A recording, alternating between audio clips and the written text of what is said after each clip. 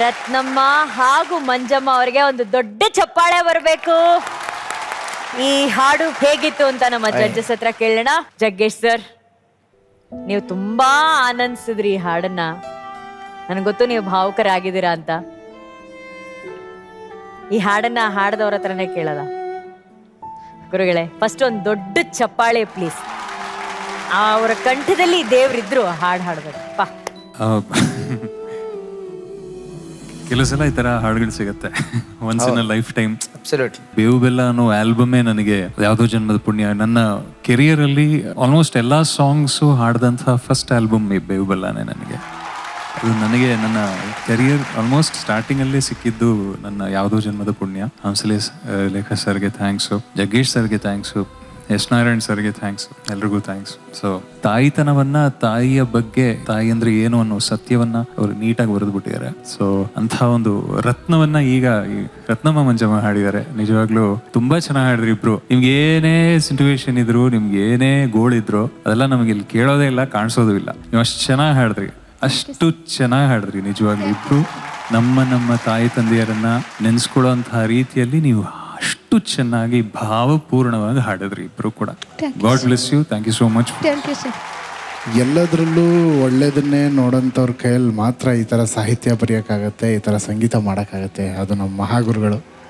ಅದಕ್ಕೂ ಮೇಲೆ ಇದನ್ನು ಮಾಡಿದ್ಮೇಲೆ, ಇದು ಈ ಥರ ಹಾಡು ಮಾಡಿದ್ಮೇಲೆ ಈ ಹಾಡು ಕೇಳಿದವ್ರಿಗೂ ಅದೇ ಎಫೆಕ್ಟ್ ಆಗುತ್ತೆ. ಎಲ್ಲರೂ ಎಲ್ಲದರಲ್ಲೂ ಒಳ್ಳೇದನ್ನೇ ಕಾಣಬೇಕು ಅನ್ನೋದು. ಸೊ ಭಾಳ ಚೆನ್ನಾಗಿ ಹಾಡಿದ್ರಿ ನೀವಿಬ್ಬರು. ಭಾಳ ಸಂತೋಷ ಆಯಿತು ನೀವು ಹಾಡಿದ್ದು.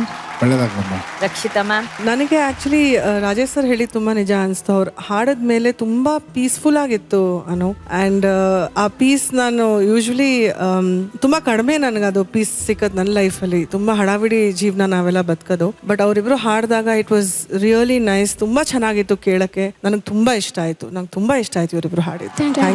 ಥ್ಯಾಂಕ್ ಯು ನಮಗೋಸ್ಕರ ಹಾಡಿದ್ದು. ಭಟ್ರೆ, ನೀವು ಬರಹಗಾರರು. ಆ ಒಂದು ಥಾಟ್ ಏನು ಅದ್ಭುತ ಅಲ್ಲ ಅದು. ದೇವರಿಗೊಂದು ಕಾಗದ ಬರೆಯೋದು ಅಂದ್ರೆ ಆ ಕಲ್ಪನೆ ಮೀರಿದ್ದದ. ಆಕ್ಚುಲಿ ನಿಮ್ಗೆ ಹೆಂಗ ಅನಿಸ್ತು ಭಟ್ರೆ? ದೇವರೇ ಸೃಷ್ಟಿ ಮಾಡಿರೋ ಲೋಕಕ್ಕೆ ನೀನ್ ಏನ್ ಕಿತಾಪತಿ ಮಾಡಿದ್ಯಾ ಬಾ ಮಗನೇ ನೋಡು ಅಂತ ಕರೆದಂಗಿದೆ ಮನುಷ್ಯ.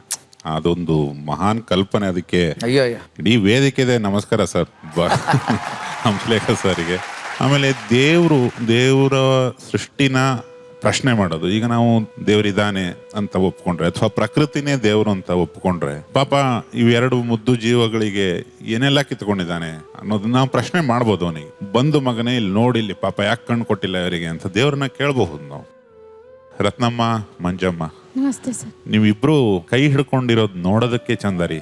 ಅವಾಗಿಂದ ಒಂದು ಆಲ್ಮೋಸ್ಟ್ ಅರ್ಧ ಗಂಟೆ ಮೇಲಾಯ್ತು ತಾವು ವೇದಿಕೆಗೆ ಬಂದು ಹಾಡದ್ರಿ, ನಮ್ಮ ಮಾತುಗಳು ಕೇಳಿಸ್ಕೊತಾ ಇದ್ರಿ, ಕೈ ಹಿಡ್ಕೊಂಡಿದ್ದಾರೆ ನೋಡಿ. ಇದೊಂದು ಸ್ನೇಹಕ್ಕೆ ಒಂದು ನಿದರ್ಶನ. ನೀವು ಒಂದು ಆಸರೆ, ಒಬ್ರಿಗೊಬ್ರು ನೀವು ಕೈ ಬಿಡೋದೇ ಇಲ್ಲ ಯಾವುದೇ ಕ್ಷಣದಲ್ಲೂ ಅನ್ನೋ ಥರದೊಂದು ಕೈ ಹಿಡ್ಕೊಂಡಿದ್ದೀರಿ. ಅದನ್ನ ನೋಡೋದೇ ಒಂದು ಚಂದ. ನೀವು ರತ್ನಮ್ಮ ಮಂಜಮ್ಮ ಆಗಿರೋದ್ರಿಂದ ನೀವು ಇವತ್ತು ಹಾಡಿರೋದು ರತ್ನ ಮಂಜರಿ ಎನ್ನಬಹುದು. ಮಹಾಗುರುಗಳೇ, ಅವ್ರು ಆಲ್ರೆಡಿ ಹೆಸರು ನಾಮಕರಣ ಮಾಡ್ಬಿಟ್ಟಿದ್ದಾರೆ ಮಹಾಗುರುಗಳು. ಸಂಗೀತ ಯಾವತ್ತೂ ಕಾಣಿಸೋದಿಲ್ಲ, ಕೇಳಿಸುತ್ತೆ. ಅದಕ್ಕೆ ಅದರದ್ದೇ ಆದ ದೇಹ ಅಂತ ಇಲ್ಲ, ಫಿಸಿಕಲ್ ಅಲ್ಲ ಸಂಗೀತ. ಅದು ತುಂಬಾ ಡಿವೈನ್ ಆದದ್ದು. ಅದು ನಮ್ಗೇನ್ ಕಾಣಿಸೋದಿಲ್ವೋ ಇವರಿಬ್ರಿಗೆ ಕಾಣಿಸುತ್ತೆ. ಅದೇ ಸೌಂದರ್ಯ, ಬ್ಲಿಸ್ಫುಲ್ ಮೂಮೆಂಟ್. ಅವ್ರು ಹಾಡಿ ನಿಲ್ಲಿಸಿದಾಗ ಒಂದ್ ನಿಮಿಷ ಯಾರಿಗೂ ಮಾತಾಡಕ್ ಆಗ್ಲಿಲ್ಲ. ಅವ್ರು ಅದನ್ನ ಕನೆಕ್ಟ್ ಮಾಡ್ತಾರೆ, ನಮ್ಗೆ ಅದನ್ನ ಹೇಳ್ತಿರ್ತಾರೆ. ಅವರ ಪ್ರೆಸೆನ್ಸೇ ಹೇಳುತ್ತದನ್ನ. ಒಂದು ದಿವ್ಯ ಮೌನ ಆವರಿಸ್ಬಿಡುತ್ತೆ. ಒಂದು ಸಂಗೀತಾತ್ಮಕವಾದ, ಸಂಗೀತದಿಂದನೇ ಹುಟ್ಟದಂತಹ ಒಂದು ವಿಶೇಷವಾದ ಮೌನ. ಅದನ್ನ ಕೊಟ್ರಿ ಮಹಾತಾಯಿಗಳೇ ನೀವಿಬ್ರು. ನಿಮಗಿಬ್ರಿಗೂ ನಮಸ್ಕಾರ. Thank you so much. Jagana sir, ತುಂಬಾ ಥ್ಯಾಂಕ್ಸ್. 2 ನಿಮಿಷ ಸರ್ ಮಾತಾಡಿಸ್ಬಿಡ, ಆಮೇಲೆ ಮಾತಾಡ್ತಾರೆ. ಬೆಟರ್. ವೇದಿಕೆಯ ವೈಶಿಷ್ಟ್ಯ ಮ್ಯೂಸಿಕ್ ಆಗಿತ್ತು. ಕಾಮಿಡಿ ಕಿಲಾಡಿಗಳು ಇಲ್ಲಿ ಸೇರಿ ಈ ವೇದಿಕೆಯ ವೈಶಿಷ್ಟ್ಯ ಲೈಫ್ ಆಯ್ತು. ಆಕ್ಚುಲಿ ಜುಬಿನ್ ಮೆಹ್ತಾ ಅಂತ ಇಂಡಿಯನ್ ದೊಡ್ಡ ಆರ್ಕೆಸ್ಟ್ರಾ ಅರೇಂಜರ್, ವರ್ಲ್ಡ್ ಅಲ್ಲಿ ನಂಬರ್ 3 ಅವರು ಇಂಡಿಯನ್ ಅವರು. ಅವ್ರನ್ನ ಯಾರೋ ಒಬ್ರು ಕೇಳಿದ್ದಾರೆ, what is music in your life?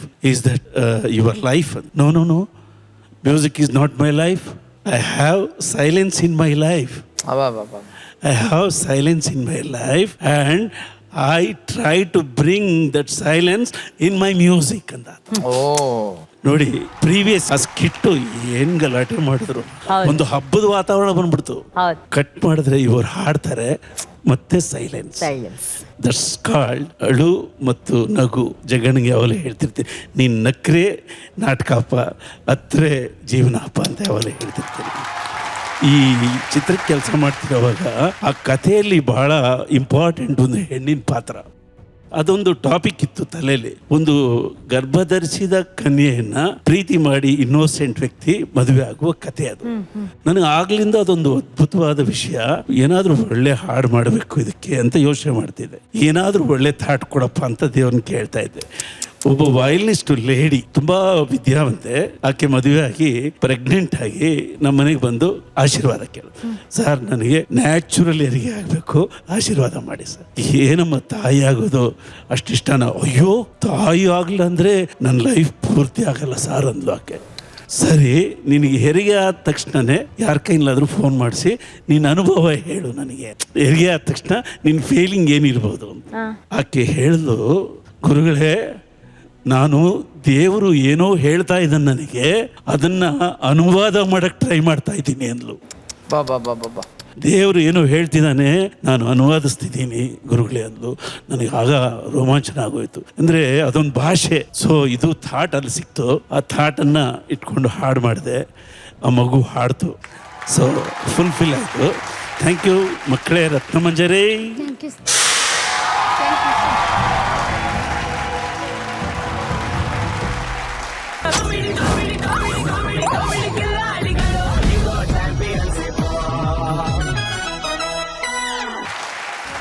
ಅಣ್ಣ ಈಗ ಹೇಳ್ಬೋದಾ? ನಾವೆಲ್ಲ ಮಹಾನ್ ಮಾತೃ ಪ್ರೇಮಿಗಳು.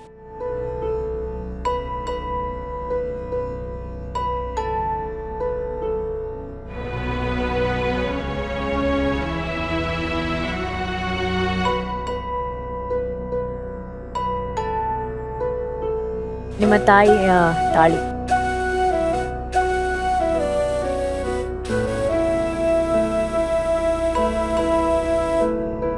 ಯೋಗರಾಜ, ನೀನ್ ಬರೆದಿದೆಯಲ್ಲ, ಪ್ರತಿ ಹೆಣ್ಣಿನಲ್ಲೂ ಸ್ಟಾರ್ಟು ಇರ್ತದೆ, ಪರಮಾತ್ಮ ಮಾಡೋದೇ ಅಲ್ಲ ಎಲ್ಲ ಇಂಥದ್ದೇ. ಅದ್ ನೋಡಿ, ಇಷ್ಟೊತ್ತು ನಗಿಸ್ತಿದ್ರು. ಅಂದ್ರೆ ಜಗಣ್ಣ ಮಾತಾಡ್ತಿದ್ರೆ ಇನ್ನೊಬ್ರಿಗೆ ಮಾತಾಡೋ ಮೂಡೇ ಇರ್ತಿರ್ಲಿಲ್ಲ. ಒಬ್ಬ ಲೋಕನೆಲ್ಲ ನಗ್ಸೋ ತಾಕತ್ತಿರೋನಿಗೆ ಎಷ್ಟೆಲ್ಲ ಒಳಗಡೆ ಎಮೋಷನ್ಸ್ ಇರುತ್ತೆ. ಅದನ್ನೇ ಹೇಳೋದು, comedy is a serious business ಅಂತ. ತುಂಬಾ ಸೀರಿಯಸ್ನೆಸ್, ತುಂಬಾ ಇನ್ಸಲ್ಟ್ಗಳು, ತುಂಬಾ ನೋವುಗಳು, ತುಂಬಾ ಅನುಭವಗಳು ತುಂಬಿಕೊಂಡಾಗಲೇ ಅದು ನಗುವಾಗಿ ಹೊರಗೆ ಬರುತ್ತೆ. ಸೊ 2 ನಿಮಿಷ ಮಾತಾಡಕ್ ಆಗ್ಲಿಲ್ಲ. ಅದು ಸಂಗೀತದ ತಾಕತ್ತು. ಅದು ಆಕ್ಚುಲಿ ರಿಲ್ಯಾಕ್ಸ್ ಆಗ್ತಿದಾರೆ ಅವ್ರು. ಅದಕ್ಕೆ ಸರ್ ನಿಮಗೆ ತಾಯಿ ಕರುಳು ಮಲಿಫೈ ಅಲ್ಲಿದ್ದಾರೆ ನಿಮ್ಮ ತಾಯಿ. ಅದಕ್ಕೆ ಅವ್ರಿಗೆ ಇರೋದಕ್ಕೆ ಒಂದ್ ಸೂರ್ ಮಾಡ್ಕೊಟ್ರಿ ನೀವು. ಅದಕ್ಕೆ ಮತ್ತೊಮ್ಮೆ ನಮ್ಮ ವೇದಿಕೆ ಮೂಲಕ ನಿಮ್ಗೆ ನಾನು ಧನ್ಯವಾದಗಳನ್ನ ಹೇಳಕ್ ಇಷ್ಟಪಡ್ತೀನಿ ಸರ್.